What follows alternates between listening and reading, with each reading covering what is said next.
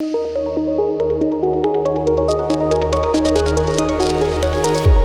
जो आपने कहा कि रवीश छोड़ें या हटाए जाएँगे, कुछ करना नहीं है, बस रवीश से कह देना है कि आपका जो कंटेंट जाएगा वो संजय पुगलिया जी फाइनल करेंगे, आपको सिर्फ़ पढ़ देना है वो। और रवीश ऐसे व्यक्तित्व के लिए कि कंटेंट सामने कोई और लिख के आ रहा है, सामने टीपी पर चले, टेलीप्रॉम्प्टर पर आप देख के बोलते रहें और फिर उस कंटेंट में उसी राष्ट्र प्रेम की बातें हों जो फ़ाइल कहीं से और लिख के आई हो, तो ज़ाहिर है उस पत्रकार की हत्या ऐसे भी होती है कि जब आपसे कहा जाए कि आपको इस तरह के राष्ट्र प्रेम को पढ़ना है टीवी पर। ये तरीके होते हैं। लक्ष्मण जी क्या लग रहा है कि सरकार अब इन्हीं तरीकों का इस्तेमाल करने जा रही है? बहुत शुक्रिया संजय जी।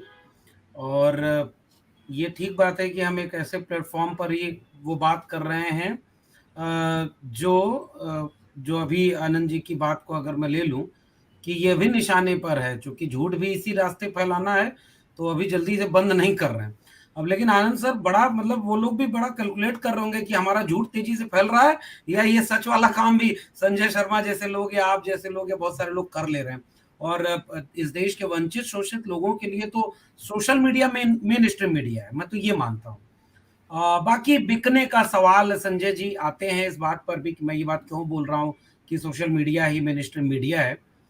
अब ये अजीज बानो ने एक शेर लिखा है कि चमन पे बस न चला वरना ये चमन वाले हवाएं बेचते नीलाम रंगो बू करते।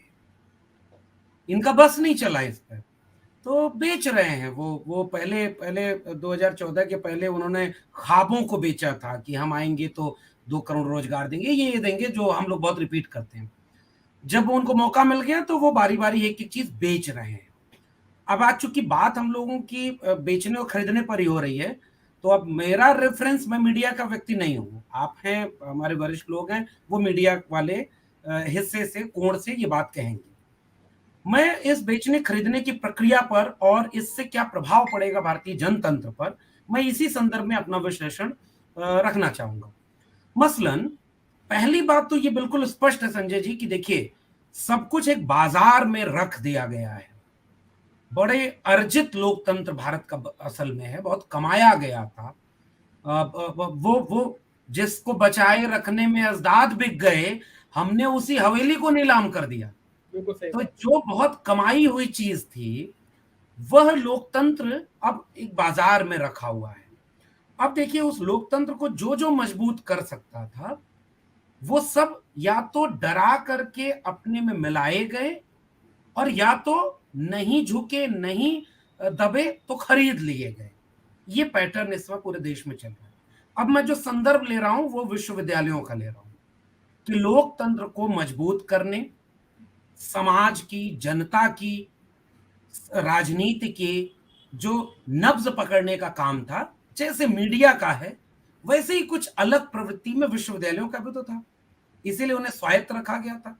सिलेबस आप बनाएंगे, एक विश्वविद्यालय को यह अधिकार होगा कि वो सिलेबस बनाए, वो क्या पढ़ाए, वो एक स्वायत्त संस्था तय करेगी। सरकारों के आने जाने से तय नहीं होगा कि विद्यार्थियों को क्या पढ़ाया जाएगा, फीस कितनी होगी, तमाम चीजें क्या होंगी, वो स्वायत्तता के साथ तय किया जाता था। और फिर अभी जोड़ूंगा इस बात को भी कि ये कोई 2014 में नहीं शुरू हुआ।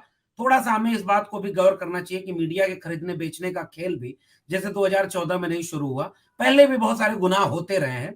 ये वाले हुक्मरां क्या हैं कि उस गुनाह को बहुत तेज कर दिए हैं, और बहुत जल्दी इनको भरोसा है कि बहुत दिन तक हमको लोग मौका नहीं देंगे, तो जल्दी जल्दी सारा काम कर दो। तो ये सारे काम तो 90 के बाद शुरू हो गए न्यू लिबरल पॉलिसीज में।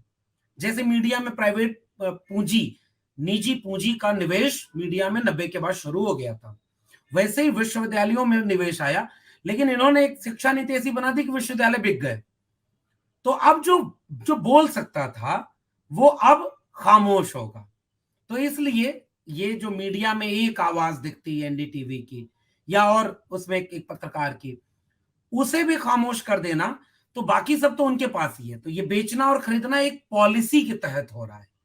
ये किसी एक व्यक्ति से डर करके या किसी एक चैनल से, भाई मैं अगर एक ईमानदारी से बात कहूं कि उसी एनडीटीवी में कितने पत्रकार थे जो बहुत कुछ वही काम कर रहे थे जो बाकी लोग भी कर रहे थे, थोड़ी उनकी भाषा अच्छी रही होगी। एक आध दो लोग छोड़ दीजिए, वो एक आध दो लोग अपवाद हैं जो अक्सर कुछ कुछ चीजें करते थे। एक बात, तो मेरा मानना यह है कि जो एक नीतिगत फैसला पूरे देश में चल रहा है बेचने और खरीदने का, वही विश्वविद्यालयों को भी बेच रहा है। वही जो है स्वायत्त थाना बिक रहा है। आप तो यूपी में है, पता नहीं क्या क्या हो रहा है पुलिस प्रशासन में, मीडिया बिक रही है, तो नया क्या है, आश्चर्य क्या है। एक पक्ष इसका ये है। दूसरा पक्ष क्या है कि अब देखिए मीडिया में रह करके जो बिकना है, अब मैं जैसे एक सवाल करूं, हम लोग, मैं क्यों कह रहा था कि social media main stream media है, मैं बार बार एक सवाल उठाता हूं कि ये सहमत होते हुए कि एनडीटीवी एक ऐसा चैनल था जिसमें गाहे बगाहे इस देश के एससी एसटी ओबीसी किसान मजदूर मेहनतकश आम आवाम गरीब कमजोर बेरोजगार नौजवान इनकी आवाज उठती थी। बाकी जगह तो ये भी नहीं होता था। लेकिन फिर भी मैं कह रहा हूं कि क्या एनडीटीवी में सबको रिप्रेजेंटेशन मिला था? एक सवाल ये भी है। तो बहुत फर्क नहीं पड़ेगा। अब जैसे मान लीजिए जो किसानों की खबर ही नहीं दिखाता, उसे क्या फर्क पड़ेगा कि चैनल अंबानी अडानी के हैं या किसी दूसरे पूंजीपति के हैं? जो दलितों पिछड़ों आदिवासियों की खबर नहीं दिखाता, उससे क्या फर्क पड़ेगा कि ये चैनल बिक रहे हैं या कौन खरीद रहा है? मसलन मान लीजिए मेरे विश्वविद्यालय में कोई प्रोफेसर ही ना हो, तो मुझे क्या फर्क पड़ेगा कि मेरा दिल्ली विश्वविद्यालय किसी सरकार को के हाथों में है या किसी अंबानी अडानी का शॉपिंग मॉल बन चुका है। एक पहलू इसका ये भी है। इसलिए मीडिया घरानों को एक बार ये भी विचार करना चाहिए कि आप इसको क्यों नहीं इतना डेमोक्रेटिक बना दिए कि आपके लिए लोग सड़क पर उतर करके कम से कम आवाज तो उठा पाते हैं कि नहीं ये हमारी आवाज है। हाँ देखिए आज मीडिया घरानों में जो जो आवाज है थोड़ी बहुत, उनको लोग कितना प्यार करते हैं। लोग चिंतित हैं कि कल को वो भी आवाज कहीं बंद ना हो जाए। एक एक ये बात है। तीसरा तीसरा पहलू इसका है कि खामोश कर देना तो इस मुल्क के हुक्मरां की आदत है। अब मैं बस लिटरेचर से जोड़ दे रहा हूं, क्योंकि मीडिया की बात है तो बहुत उधर नहीं जाऊंगा। साहित्य का विद्यार्थी हूं। हम लोग जानते हैं कि पत्रकार होना, प्रोफेसर होना, सामाजिक कार्यकर्ता होना एक जमाने में बहुत बड़ा तमगा हुआ करता था। पत्रकार को कोई परेशान नहीं करता था। अब पत्रकार ही परेशान है, वो अपनी खबर भी नहीं दिखा सकते, वो अपने ही चैनल पर अपनी खबर नहीं दिखा सकते। प्रोफेसर को इतना परेशान कर दिया गया है। रविकांत जी तो बैठे हुए हैं। एक बार विश्वविद्यालयों में क्या स्थिति है, जो बोल रहा है उसके ऊपर कितने तरह के हमले हो रहे हैं, ये बिल्कुल क्लियर है। अब जो बोल सकता था या जिसका काम था विश्लेषण का, नेहरू और दिनकर एक बार सीढ़ियों से उतर रहे थे साथ में। दिनकर पीछे थे, नेहरू आगे चल रहे थे और उनका कदम लड़खड़ाया, दिनकर जी ने कंधा संभाला, नेहरू पलट कर बोले कि तुम न होते तो मैं आज गिर जाता। दिनकर पलट कर कहते हैं कि राजनीति जब जब लुढ़केगी साहित्य ऐसे ही कंधा दे दिया करेगा। मैं खोज रहा हूं अपने दौर के साहित्यकारों को जो इस लुढ़कती हुई राजनीति के समय कहां रीढ़ पे खड़े हैं, कितने हैं? जो थोड़े से हैं वो कमजोर हो गए। अब सवाल इस बात का है कि जो नहीं बिक रहा है उसे खरीद लिया जाए, और फिर सिलेबस मेरे विश्वविद्यालय में क्या पढ़ाया जाएगा ये जो लोग तय कर रहे हैं ना, वही लोग अब ये भी तय कर रहे हैं कि मीडिया में कौन सी खबर दिखाई जाएगी कौन सी नहीं दिखाई जाएगी। जिसकी खबरें ही नहीं है उसके लिए इस मीडिया का क्या मतलब है? तो इसलिए ये बहुत पहले ही सब कुछ बिक चुका है। ये थोड़ा बहुत एनडीटीवी ने जो उम्मीद बचाई रखी थी, ये थोड़ी बहुत गुंजाइश बची हुई थी। अफसोस ये है कि वो जगहें भी और सिमट गई हैं, और मुझे नहीं लगता कि जो जो बोलना है डरा दिया गया। अब हमारे विश्वविद्यालयों में एक जमाने में एक प्रोफेसर हुआ करते थे, ज्यां पाल सार्थ, एक जमाने में अपने देश के छात्र आंदोलन नौजवान आंदोलन को लीड करते हुए सड़क पर खड़े थे। मैं अब उन्हें ही प्रोफेसर, पत्रकार या सामाजिक कार्यकर्ता मान रहा हूं, जो इतने विपरीत वक्त में भी ये जो नौकरी से निकाल दिया जाए, बड़ी अच्छी बात कही आनंद सर ने।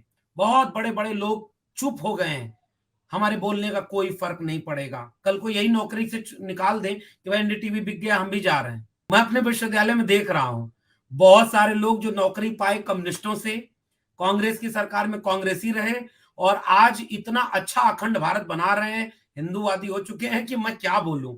ये जो सुविधा है ना, ये बहुत सारे लोगों को बदल देती है। इसलिए आखिरी टिप्पणी केवल मेरी ये है कि मैं मीडिया के एंगल से नहीं, मैं इस देश के लोकतांत्रिक व्यवस्था के एंगल से एक बात बस कहना चाह रहा हूं कि इस मुल्क के निजाम अब चाहते हैं कि जो हो वो उनकी भाषा बोले। भक्ति आंदोलन में पढ़ता हूं, मेरे यहाँ एक फकीर के पास, एक संत महात्मा के पास एक राजा जाता है और कहता है कि हम आपसे बहुत खुश हैं, आपको क्या चाहिए, हम आपको जो चाहिए वो दे देंगे, हमारे दरबार में आ जाइए। वो फकीर पलट कर कहता है, थोड़ा किनारे खड़े हो जाइए, आपने मेरी धूप रोक रखी है, मुझे धूप आने दीजिए। और वहां ये लिखा, संतन को कहां सी करी सो काम, आवत जात पनहिया टूटी बिसर गयो हरि नाम, और जाको मुख देखत दुख उपजे, ताको कर पड़ी प्रणाम। हमारी विरासत में ये जो रीढ़ वाले लोग थे, उनके दम पर हम हैं। अफसोस ये है कि वो हर जगह बहुत कम हो गए हैं और इतना निशाना बनाया जा रहा है उनको कि उनके साथ हमारा समाज भी नहीं खड़ा हो रहा है। फिर कौन बोलेगा आपके लिए भाई? आप अपने पत्रकार के लिए नहीं खड़े हुए। मिर्जापुर का वो पत्रकार संजय जी, आपने जरूर उस पर खबर चलाई होगी कि मिड डे मील में नमक और रोटी मिल रही थी और जेल हुई उस पत्रकार को ये खबर दिखाने के लिए। बलिया में पत्रकार को जेल हुई, पत्रकार मारे जा रहे हैं और पत्रकार पत्रकार के लिए नहीं बोल रहे हैं, प्रोफेसर प्रोफेसर के लिए नहीं खड़ा हो पा रहा है। फिर जनता किसके लिए खड़ी होगी? मुझे चिंता इस बिकने और खरीदने के खेल में, वो जो बोलने वाली आवाजों के खामोश कर देने के बाद लोकतंत्र के साथ जो नुकसान होगा, उसकी चिंता है। शुक्रिया।